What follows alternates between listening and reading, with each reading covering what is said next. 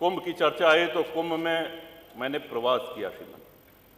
देश विदेश में कुंभ की चर्चा हुई, प्रशंसा हुई और एक छोटे से छोटे सफाई कर्मी से लेकर के बड़े से बड़े अधिकारी ने अपनी पूरी ऊर्जा लगा दी। मैं समझता हूं कि इतने बार तुम माननीय नेता सदन गोरखपुर नहीं गए होंगे जितनी बार प्रयागराज गए। सुबह न देखा न शाम देखा, हमेशा पहुंचते रहे और अद्भुत व्यवस्था। 60 करोड़ के ऊपर श्रद्धालुओं ने पतित पावनी मां गंगा में स्नान किया। इतना बड़ा जमावड़ा सनातनियों का, लेकिन कहीं ये नारा सुनने को मिला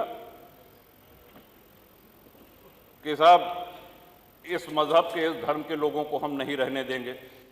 कहीं किसी दूसरे धर्म, किसी दूसरे मजहब के किसी धर्म स्थल को कोई नुकसान पहुंचाया गया? एक नारा कहीं लगा?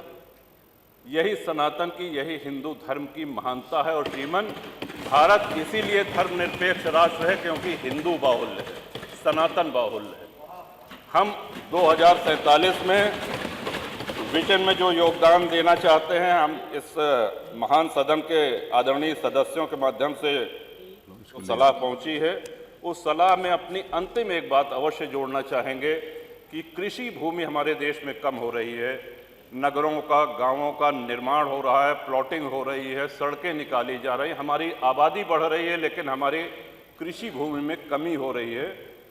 इस चिंता को भी ध्यान में रखें और इस सदन के माध्यम से माननीय जो नीति निर्धारक हैं, जो केंद्र में बैठे हैं, आदरणीय प्रधानमंत्री जी, वो भी अवगत हों। आपने अवसर दिया, बहुत बहुत धन्यवाद।